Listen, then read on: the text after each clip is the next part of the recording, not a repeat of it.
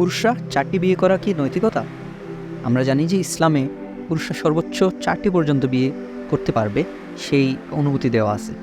কিন্তু কীভাবে সেটা, আর সেটা কতটা নৈতিক, সেটা নিয়ে আলোচনা করব। একমাত্র কোরআন ব্যতীত আর কোনো ধর্মগ্রন্থই বিয়ের কোনো সীমাবদ্ধতা দেয়নি, কিন্তু কোরআনে একটি বিয়ের কথা বলা আছে। শ্রীরামের বাবার একাধিক স্ত্রী ছিল হিন্দু ধর্মের। শ্রীকৃষ্ণের 16,108 জন স্ত্রী ছিল, এর মধ্যে অনেকগুলো যুদ্ধক্ষেত্রেই তার বিবাহ হয়েছিল। এবং বাইবেল অনুযায়ী সুলাইমানের 700 জন স্ত্রী ছিল, বাইবেল অনুযায়ী ইব্রাহিমের 3 জন স্ত্রী ছিল। এখানে কথা বলে রাখা ভালো যে সুলাইমান এবং ইব্রাহিম মুসলিমদেরও নবী ছিলেন। অর্থাৎ সকল ধর্মগ্রন্থই বলছে পুরুষরা যা ইচ্ছে বিয়ে করতে পারে, কোনো সীমা নেই, কিন্তু ইসলাম একটা সীমা দিয়েছে। সূরা নিসা অধ্যায় 4 আয়াত 3, তোমরা তোমার পছন্দের নারীদের বিয়ে করো 2, 3 বা 4 জনকে, তবে যদি সুবিচার করতে না পারো তাহলে একটি বিয়ে করো। এটা বলা আছে। আর বলা আছে সূরা নিসা অধ্যায় 4 আয়াত 129, স্ত্রীগণের প্রতি সুবিচার করা কঠিন, সেজন্য তাদের প্রতি পুরোপুরি মুখ ফিরিয়ে নিয়ন। অর্থাৎ এখানে প্রথমে বলা আছে যে 2, 3 বা 4 জনকে বিয়ে করো, অথবা সুবিচার করতে না পারলে একজনকে বিয়ে করো। আবার পরবর্তী আরেকটা আয়াতে বলা আছে যে স্ত্রীগণের প্রতি সুবিচার করা অনেক কঠিন, সেজন্য তোমরা পুরোপুরি মুখ ফিরিয়ে নিও না। তার মানে বলা আছে যে তোমরা একজনকেই বিয়ে করো। অনেক পুরুষই মনে করে যে পুরুষদের জন্য 4টা বিয়ে করা বাধ্যতামূলক। আসলে এটা ভুল ধারণা, এটা ঐচ্ছিক ব্যাপার, এটা মুবাহ।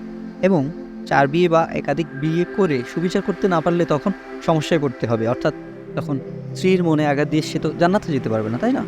অর্থাৎ সুবিচার করতে না পারলে সে তখন সমস্যায় পড়তে হবে, তাই একটাই বিয়ে করতে হবে।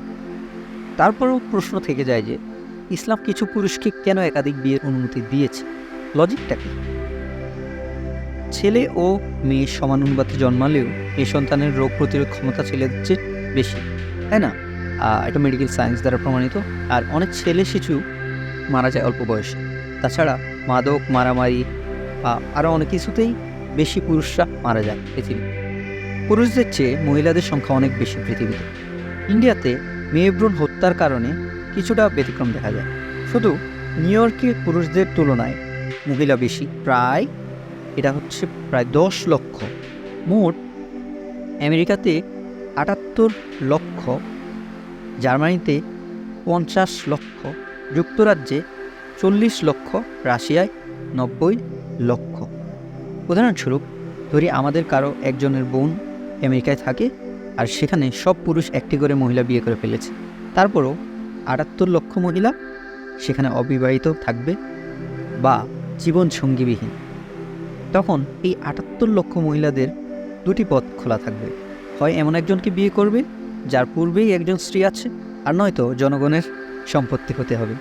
জনগণের সম্পত্তি এটা বোঝানোর জন্য আর কোনো ভালো শব্দ কী হবে আমার জানা নেই। অথচ একজন আমেরিকান বিয়ে করার আগে গড়ে 8 জন যৌনসঙ্গী রাখতে পারে। চাইলে যতজন খুশি রক্ষিতও রাখতে পারেন, তবে আইনসঙ্গতভাবে তারা একজনকে হজম করতে পারেন। বুঝতে পারতেছেন ব্যাপারটা?